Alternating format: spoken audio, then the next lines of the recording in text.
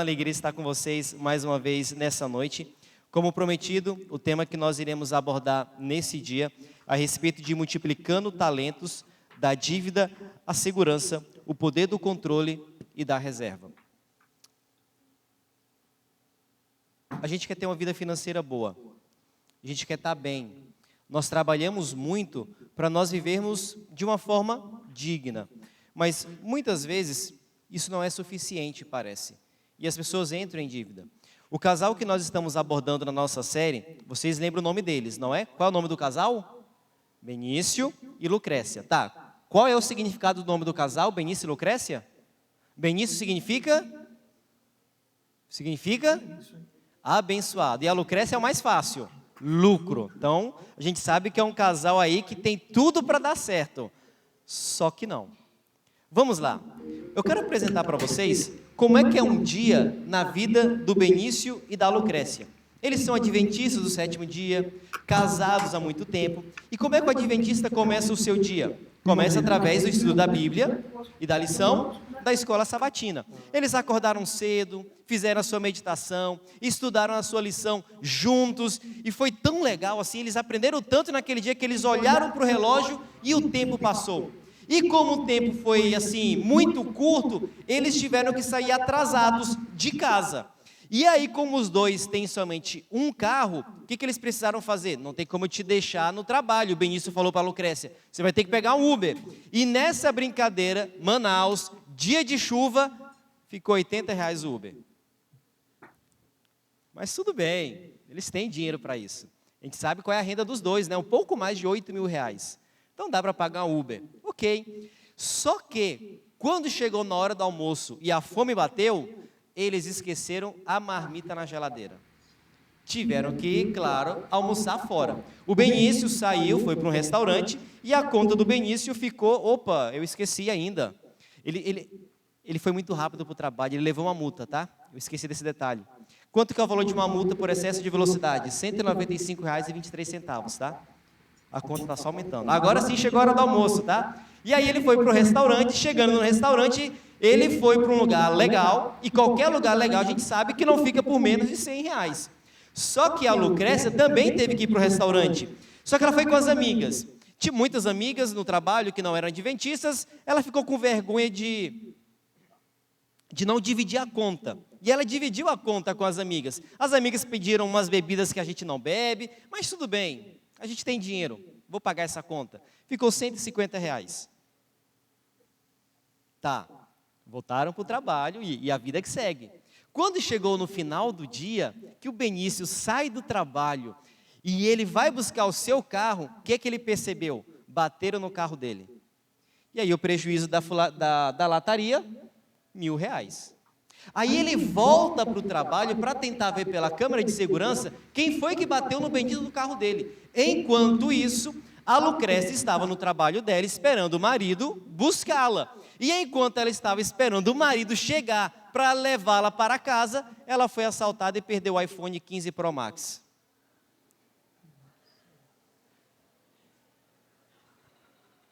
Vocês acham que é brincadeira? Mas eu pesquisei essa semana, tá? 15 Pro Max 256, tá R$ 9.000 pagando à vista, tá? Se comprar a prazo é mais caro. Mas tudo bem. Quando os dois estão ali no carro, eles conversam como que o dia deles foi, vamos dizer assim, no mínimo inusitado. E aí quando eles chegaram em casa, eles foram, claro, esquentar a marmita deles, assim, no fogo, né? Porque nem todo mundo gosta no micro-ondas. Mas quando eles foram ligar o fogo, acabou o gás. Aí teve que ser no micro-ondas mesmo. Gás, R$ 130. Ok. Tomaram seu banho, foram para a cama, se deitaram, mas esqueceram de mais uma coisa. Aquele era o dia do vencimento da fatura do cartão de crédito. Quanto que vai ser os juros? Se você fizer a conta, essa brincadeira de um dia ficou em R$ 10.655,23. Pergunto, um dia desse pode acontecer com qualquer um de nós? Pode. Se você disser que não, qualquer dia desse pode acontecer com qualquer um de nós. Mas, pastor Hugo, eles começaram com a Bíblia, eles começaram com o estudo da lição. Como é que vai dar errado começando o dia com Deus? Pode dar errado. Quando a gente começa mesmo o nosso dia com Deus. Porque a gente não pode esquecer que nós vivemos num mundo onde coisas boas acontecem com pessoas boas e pessoas ruins, e coisas más acontecem com pessoas boas e pessoas ruins. Deus não nos protege de tudo. Eles começaram com Deus, mas esse dia pode acontecer comigo, esse dia pode acontecer com você. E aí, em um dia, eles tomaram um prejuízo que foi maior que o salário dos dois juntos. E aí, como é que a gente pode se preparar para uma situação dessa? O que o Benício e a Lucrécia fizeram? São adventistas. Eles foram aonde? Eles tiveram que ir à Bíblia para descobrir se a Bíblia tem algum princípio, tem algum conselho para nós enfrentarmos situações como essa. Ora, se eles naquele dia tiveram uma dívida de mais de 10 mil reais, o que eles precisam descobrir na Bíblia? Primeiro, eles vão ter que fazer provavelmente dívidas para pagar esse prejuízo. Segundo, eles não tinham dinheiro reservado para esses imprevistos. E terceiro, precisaram conversar com alguém da família, porque o limite já estava estourado, para conseguir mais dinheiro para pagar essas dívidas. Em outras palavras, parece que o fundo do poço não tem fim. E isso às vezes acontece conosco. Parece que quanto mais o tempo passa e a nossa vida vai avançando, parece que cada vez mais a gente vai se afundando na vida financeira, lá no fundo do poço. O que a Bíblia tem de lição para mim e para você? Como eu disse, nessa série que nós temos, e se hoje é o seu primeiro dia aqui conosco nessa série, saiba que este é o segundo tema que nós estamos apresentando. Os dois primeiros princípios que nós vimos semana passada são os princípios de, primeiramente, a gente precisa ter confiança em Deus. E segundo, precisa se planejar financeiramente para estes empecilhos que acontecem na nossa vida. Hoje, nós vamos ver mais 3 princípios. E o primeiro princípio que nós vamos ver nessa noite é que nós precisamos ser honestos. Livro de Provérbios 13:11 diz: o dinheiro ganho com desonestidade diminuirá, mas quem o ajunta aos poucos terá cada vez mais. Eu conheço algumas pessoas que são desonestas. Em Brasília, a minha família tinha materiais de construção. E o meu pai, antes de ser adventista, ele não gostava de fazer negócio com um tipo de gente, com uma racinha. Imagina que raça de gente era essa? Crente. Meu pai não gostava de fazer negócio com crente. Porque crente, pelo menos lá em Brasília, acho que em Manaus deve ser diferente, mas crente lá em Brasília tinha fama de mal pagador. Irmãos e irmãs, se nós somos cristãos, se nós somos adventistas, nós precisamos ter um nome honesto, um nome limpo. Mas tem pessoas que são desonestas a tal ponto que pensam assim: olha, se eu fizer uma dívida, a lei diz que se o banco não me cobrar judicialmente em até 5 anos, ele não pode me cobrar mais judicialmente. Então, eu vou pegar um empréstimo, vou comprar uma casa nova, o banco não vai entrar na justiça, depois de 5 anos, meu nome está limpo de novo. O nome pode até não estar mais sujo, mas a dívida permanece. E os juros continuam correndo. Então, o primeiro princípio é: se você faz dívidas, honre o seu nome. Pague as dívidas, porque isso é o dever de todo cristão. Segundo princípio que nós vamos ver nesta noite é que nós precisamos ter uma poupança. Provérbios 21, verso 20 diz: na casa do sábio há tesouros preciosos e o suficiente para viver. Mas o tolo desperdiça tudo o que tem. Tem gente que pensa assim: pastor Hugo, por que é que eu vou guardar dinheiro no banco? Por que é que eu vou juntar dinheiro se eu nem sei se amanhã eu estou vivo? Conhece alguém que pensa assim? Espero que não seja você. Quem pensa assim tem 2 probleminhas básicos. Primeiro, ele espera morrer amanhã. Segundo, ele quer viver muito tempo. Em outras palavras, esse pensamento é equivocado por essas 2 razões. Ninguém espera morrer amanhã e a gente quer viver por muito tempo. Por isso, o princípio bíblico é válido para cada um de nós. Nós precisamos guardar dinheiro. Primeiro, para atender às nossas necessidades. Que necessidades? As necessidades do presente e também futuras necessidades do futuro. Se Benício e Lucrécia tivessem dinheiro guardado para um dia destes, eles não precisariam pegar empréstimo, eles não precisariam se endividar mais ainda, porque eles tinham dinheiro guardado. Segundo ponto do porquê é importante fazer poupança, ter dinheiro guardado. Às vezes alguém chega para você e fala, cara, eu estou precisando de dinheiro, porque eu descobri que eu estou com uma doença, ou a minha casa foi destelhada, ou então eu perdi o emprego, não estou conseguindo pagar uma conta de água, de energia. Cara, você pode me ajudar? Já aconteceu de alguém pedir dinheiro para você? Tem duas formas de a gente lidar com essa situação. A gente pode emprestar o dinheiro, se nós temos, mas vai que essa pessoa não te paga. Tu vai perder a amizade e um parente, se a pessoa não pagar. Não vai ficar legal mais o clima. Então, mas você pode emprestar. Mas o ideal seria, se você tem dinheiro guardado, se você tem uma poupança para esses imprevistos, e você tem este dinheiro em conta, doe, se for possível. Se não tudo, uma parte. Porque o princípio diz que nós precisamos ter recursos financeiros para quê? Para uma necessidade. Quer seja nossa, quer seja para outras pessoas. Então é tolice, é estupidez, para não usar a palavra que nós costumamos utilizar, aquele que não guarda dinheiro. Aquele que gasta todo o seu salário, de acordo com a Bíblia, é tolo, é estúpido. Este é um princípio que a Bíblia ensina para cada um de nós. E o terceiro princípio que eu quero apresentar nessa noite para cada um de vocês, o quinto e último, Provérbios 11:15. Quem fica por fiador de um estranho acaba tendo um problema, mas o que foge de ser fiador estará seguro. Benício e Lucrécia conseguiram uma dívida, pediram para alguém emprestar. Vamos lá, e se o Benício e a Lucrécia não pagam a dívida daquela pessoa? E aí, quem vai ter que pagar? Acontece de muitas vezes alguém chegar para você e falar, olha, eu estou precisando comprar um carro, estou precisando comprar uma casa, você pode ser meu fiador? O que a Bíblia diz? Não seja, porque legalmente falando, se a pessoa que te convidou e você assinou o contrato, ela não pagar, quem é que vai assumir a dívida? Você. Ah, mas eu não sabia. Pois aqui na igreja agora você está sabendo. Legalmente falando, se a pessoa não pagar, quem assume a dívida é você. E aí a gente tem que ampliar este princípio. Vamos ampliar.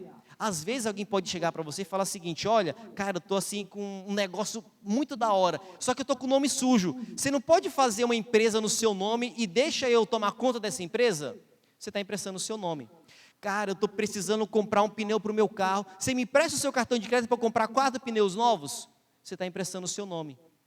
Olha, eu estou precisando abrir um negócio. Você pode fazer um empréstimo no banco para mim e eu te pago? Você está emprestando o seu nome. Cara, eu estou precisando de... Nunca empreste o seu nome. Porque quem que é responsável pelo seu nome? É você. Se quem está com o nome sujo não cuidou do nome dele, por que vai cuidar do seu? Se quem tem o nome sujo na praça não cuidou do seu próprio nome, por que é que ele vai cuidar do seu? Então, se alguém chegar para você pedindo o seu nome, para qualquer coisa, fala, cara, que legal que você está com essa ideia, mas assim, não vai rolar não. Minha esposa me mata se descobrir isso. E ela vai matar mesmo. Então, não empreste o seu nome. Quando nós vamos também para os escritos de Ellen White, nós temos um conselho que é bem interessante, no livro Lá Adventista, página 374. Muitos, muitíssimos, não se têm educado bastante para manter suas despesas nos limites de seus rendimentos. Não aprendem a ajustar-se às circunstâncias e tornam a tomar empréstimos, sobrecarregando-se de débitos e, consequentemente, ficam desencorajados. Em outras palavras, se cada vez mais a gente se afunda nas dívidas, mais desanimado nós vamos ficar, para baixo, triste. Então, meus irmãos e minhas irmãs, fuja da dívida como você foge do diabo. Porque pode ter certeza, ele vai te perseguir para o resto da sua vida. Então, evite dívidas. Agora a questão é, pastor Hugo, beleza, eu já estou enrolado, eu estou até o pescoço com dívida. Você não está sozinho. Segundo dados da Serasa de janeiro de 2025, o estado do Amazonas está na 4ª posição nacional do ranking de pessoas não é nem as endividadas, são as inadimplentes. Em outras palavras, que têm dívidas e não estão pagando as dívidas. E no Brasil, 53% da população tem dívidas não pagas. Então, mais da metade da população do Brasil, segundo os dados da Serasa de janeiro de 2025, tem algum tipo de problema. Quais são as maiores dívidas? Primeira delas, cartão de crédito, 28%. Cartão de crédito é uma bênção, desde que a gente saiba usar, tá bom? A questão é, como é que o Benício e a Lucrécia podem resolver os seus problemas, assim, em curto e médio prazo? Agora a gente vai para as dicas práticas. Vamos ver como que eles podem reduzir a dívida. Primeira dica, pagar a conta em dia. Se você tem boleto, se você tem débito automático e não tem dinheiro para pagar aquela dívida em dia, qual é a consequência de não pagar na data certa? Juros. Às vezes vai ter correção monetária. Então, se você tem uma fatura, coloque na sua agenda do celular, coloque na porta da geladeira, mas não pague juros por deixar de pagar uma conta, porque isso é dinheiro jogado no lixo. Só para você ter uma ideia, algumas pessoas têm o seu cartão de crédito e no mês que ficou mais apertado, ela, em vez de pagar a fatura completa, ela paga a parcela mínima. Você já deve ter visto isso na fatura do seu cartão de crédito. Façamos de conta que hoje você tem R$1.000 na sua fatura do cartão de crédito, ok? E 20% é o pagamento mínimo, R$200. Então você vai postergar R$800 da dívida. Sabe quanto que é os juros do cartão de crédito, no que é chamado de rotativo? Pelo que eu pesquisei hoje, o rotativo do cartão de crédito está em 438% ao ano. Se esses R$800 que você não pagou, você postergar por um ano, vai se tornar uma dívida de R$4.304. Então, gente, fez a dívida, não postergue a dívida do cartão de crédito, porque é um poço que não tem fundo. E isso de R$800, bota 5.000 numa fatura. Cuidado com o cartão de crédito, pague as suas contas em dia. Segundo princípio, cancelar assinaturas que são desnecessárias. Todo mundo aqui tem seu streaming, quer seja de vídeo, quer seja de áudio, ou então você tem as suas assinaturas de academia. A gente vive hoje um mundo de assinatura, vamos ser honestos. A gente não tem mais a posse de muitos bens, tem que assinar coisas. O problema não é assinar serviços, o problema é a gente assinar o serviço e não utilizar o serviço. Então, se você tem várias assinaturas que você não está utilizando, o que você deve fazer? Cancela essas assinaturas. Isso é uma forma de você guardar um pouco mais de dinheiro para também ajudar a pagar as suas dívidas. Próximo conselho, aproveitar as promoções. Tem gente que gosta disso, né? Não pode passar na frente da lojinha, 50% de desconto. Sale. Vamos lá. Gente, o que é aproveitar promoções? É comprar um produto que está precisando, não um produto que não precisa. Vou repetir. O que é aproveitar as promoções? É comprar um produto que você está precisando, não comprar um produto que você não precisa. Estou precisando de uma TV, estou me preparando para comprar essa TV. Apareceu uma promoção, eu compro. Eu aproveitei a promoção. Eu estou passando no shopping, vi aquele Nike, bonito, da hora, e está na promoção, 30% de desconto, mas eu já estou com 10 tênis em casa. Está na promoção? Mas não aproveite a promoção. Aproveite a promoção de um produto que você precisa. Essa é uma dica para nós cuidarmos do nosso dinheiro. Outra dica, talvez você pode se exercitar em casa. O orçamento está apertado, você não consegue pagar um personal, você não consegue pagar uma academia, faça o exercício em casa. E essa é uma grande falha minha, Hugo, tá? Todo mundo sabe disso, eu sou ruim para atividade física. O pessoal viu hoje lá na corrida lá da Sociedade Jovem. Mas, volta, o problema não sou eu aqui hoje. Mas a gente pode usar aplicativos gratuitos. Se eu estou com o dinheiro curto, tem vários aplicativos gratuitos que a gente tem, entre aspas, um personal em casa. É uma possibilidade. Uma outra possibilidade que também a gente pode utilizar é o quê? É comprar coisas à vista. Quando nós temos dinheiro e nós vamos até uma loja, é cozinhar em casa. Foi mal, errei aqui. Cozinhar em casa é bom porque é mais barato, todo mundo sabe disso, né? Claro que tem momentos que a gente pode ir para fora, não deu certo, mas, gente, para economizar dinheiro, não tem o que fazer, é comprar comida em casa. Tem gente que gasta tanto dinheiro com iFood e outros serviços aí de entrega de alimentos, que eu acho que seria mais barato contratar uma empregada doméstica e fazer a comida do que viver dependendo desse serviço. Então, o ideal é cozinhar em casa, é mais barato. Agora sim, não pagar tarifas bancárias. Gente, hoje em dia a gente não tem mais para que pagar a tarifa de banco, tá? No final eu vou dar alguns bancos aí que você pode utilizar, mas assim, você está pagando tarifa de banco, você está pagando cartão de crédito, anuidade, não tem para quê, só se for muito necessário. Mas é uma forma de economizar dinheiro. O que mais que a gente pode economizar dinheiro? Comprar à vista. Então vamos lá, você está se programando para comprar uma TV, para comprar um carro, comprar uma casa, comprar um tênis, comprar uma blusinha, não importa. Você sabe que precisa comprar, então o que você vai fazer? Você, primeiramente, o ideal, junta o dinheiro, vai até a loja, que se você puder pedir desconto, peça o desconto. Porque se você pedir o desconto, é provável que você vai conseguir um desconto. Não é toda loja que dá desconto, a gente sabe disso. Mas um ponto que é interessante, uma pesquisa do Serviço de Proteção ao Crédito, o SPC Brasil, descobriu que, entre os entrevistados, 41% dos brasileiros que compram por impulso são inadimplentes. Em outras palavras, se você tem o costume de comprar por impulso, é provável que você tenha dívida na sua conta.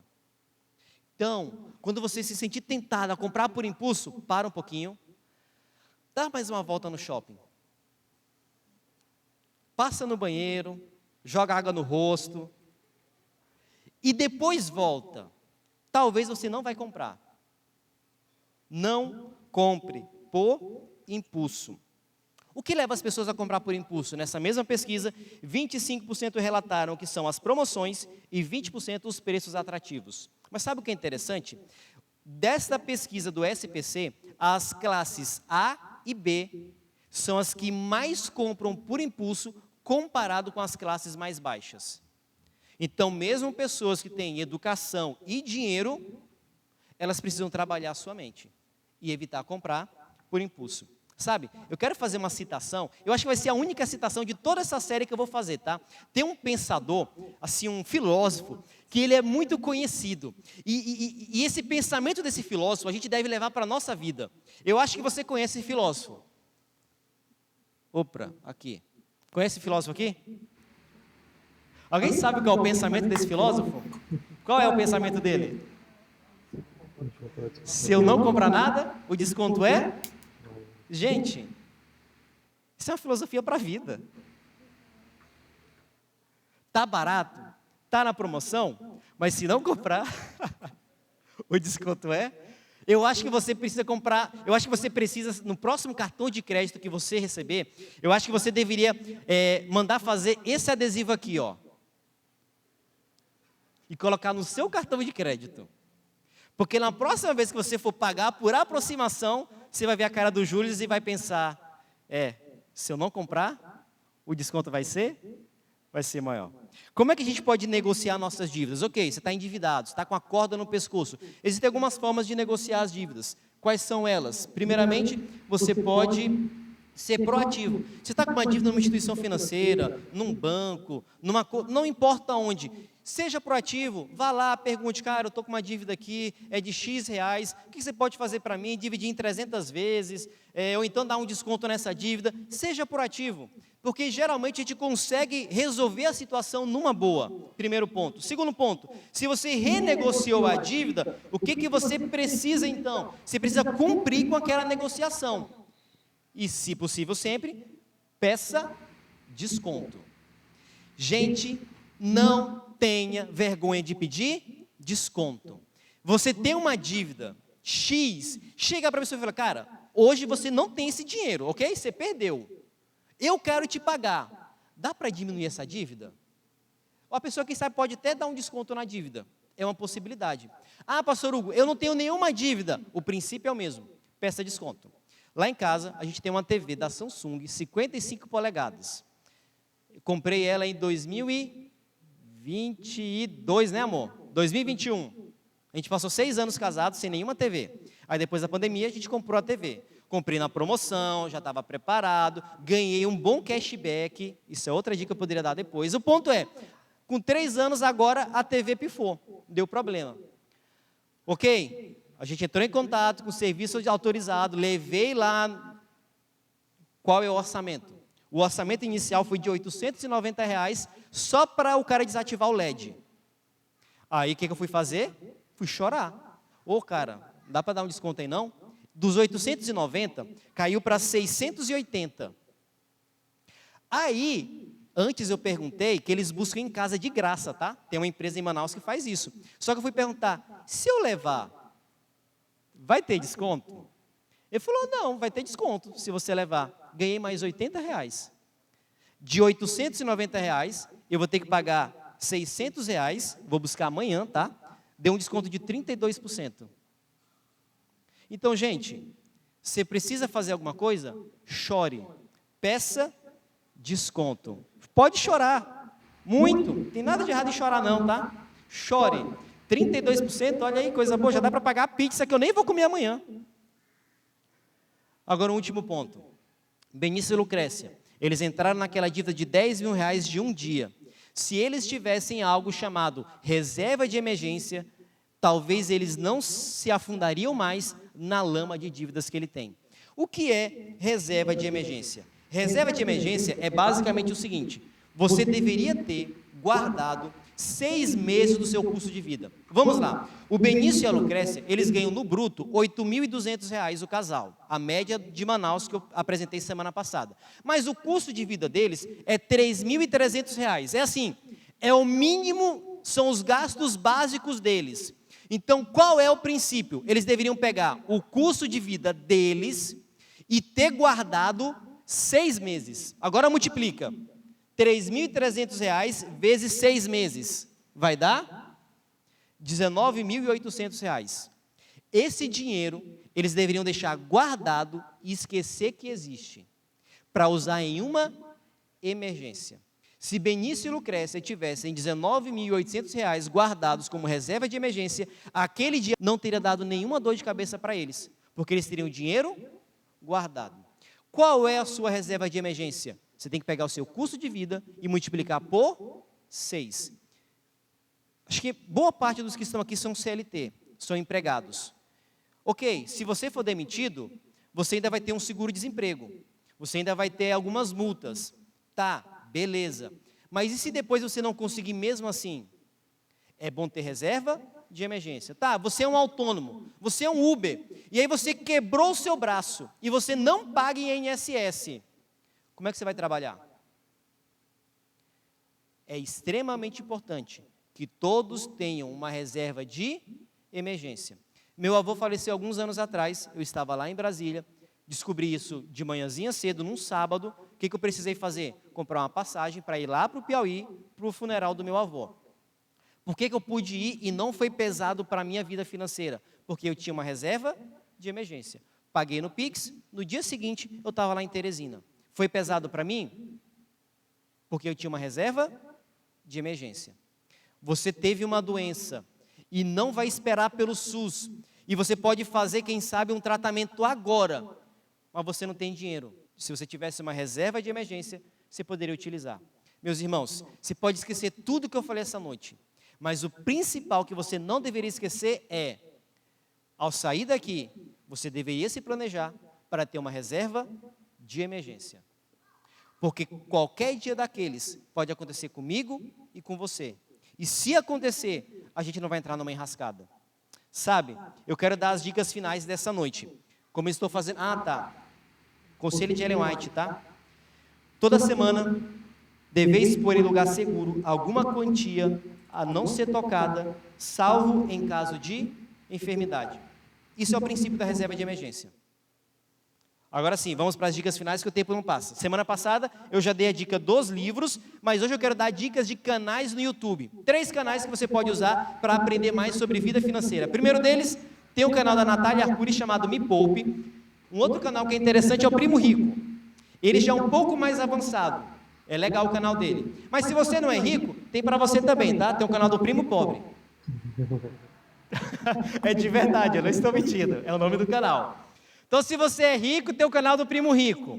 Se você é pobre, tem o canal do primo pobre, tá bom? Então, todos esses canais no YouTube, eles dão dicas financeiras. Então, vai lá e aprenda com eles, retendo o que é bom, ok? Para você aprender a lidar melhor com a vida financeira. Falei de bancos. Gente, tem um monte de banco digital. Eu odiava pegar a fila de banco. Hoje não precisa mais. Então, se você está pagando taxa, se você está pagando anuidade de cartão de crédito, aqui tem 3 opções de bancos que você pode estar utilizando. E aí tem a dica bônus, tá? Me siga no Instagram. Não estou mentindo, é verdade também essa dica. Mas assim, é que antes de vir pregar, eu estava olhando o site do Banco Central e lá eles têm um curso de gestão de finanças pessoais de 20 horas com certificado. Então, se você quiser fazer, o último story que eu coloquei hoje no meu Instagram, você pode fazer esse curso. Eu já fiz esse curso há alguns anos atrás, então fica a dica para você. Fechou? Mas me curte, tá? Pode seguir, eu não vou achar ruim não. Ok, agora vamos lá. Pastor Hugo, o que a gente viu hoje, para nós encerrarmos? Qualquer pessoa está sujeita, neste mundo, a viver dificuldades financeiras. Qualquer um de nós. Não é porque você é crente, não é porque você é adventista que você está imune. Qualquer um de nós pode viver dificuldades financeiras e isso impacta grandemente a nossa vida. Pessoas que estão grandemente endividadas, elas ficam envergonhadas por causa da dívida. Elas ficam ansiosas, esperando uma resolução para a sua dívida.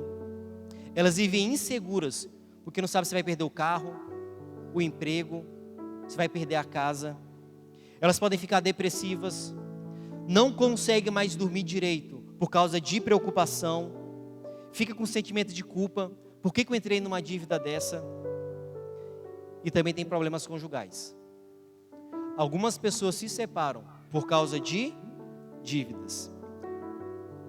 Então qual é a minha fala final para você que está endividado? Primeiro, você está vivendo uma situação dessa? Primeira coisa que você deve fazer, o seu cônjuge deve saber, caso não saiba. Não segure essa barra sozinho. Mas o meu esposo, a minha esposa vai me matar se souber. Morra.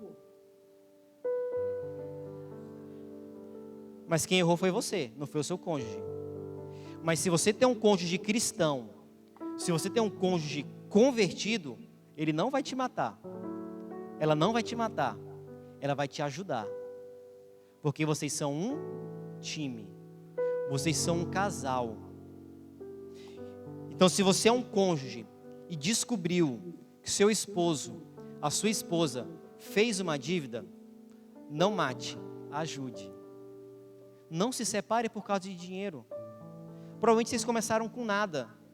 O que é voltar para o nada? Vocês sabem que eu estou tentando ajudar, tá? Eu estou tentando ajudar. Vocês vão chegar em casa, amor, tem uma história para te contar. Lembra de onde a gente saiu? A gente vai voltar para lá.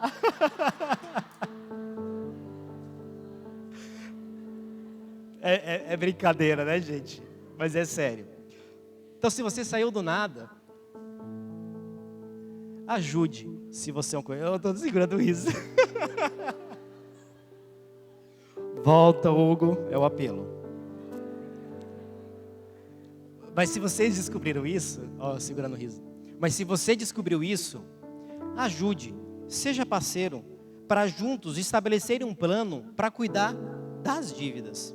Vocês são um casal, vocês são um time. Se um foi que fez o erro, ajude o seu cônjuge, ajude o seu esposo, ajude a sua esposa e juntos vençam essa dívida. Se é para trabalhar mais, trabalhe. Se é para diminuir o padrão de vida, diminua. Mas ajude e resolvam essa situação para viverem bem. E depois, façam uma reserva de emergência. Agora, às vezes é necessário procurar um psicólogo para lidar com a mente e o porquê dos vícios, dos impulsos, mas também para os problemas que estão na cabeça da depressão, da ansiedade, da falta de sono, do sentimento de culpa. Procure um psicólogo. Ele vai te ajudar, ela vai te ajudar. Eu e o pastor Daniel somos pastores dessa igreja. a gente pode te ouvir e a gente pode orar por você.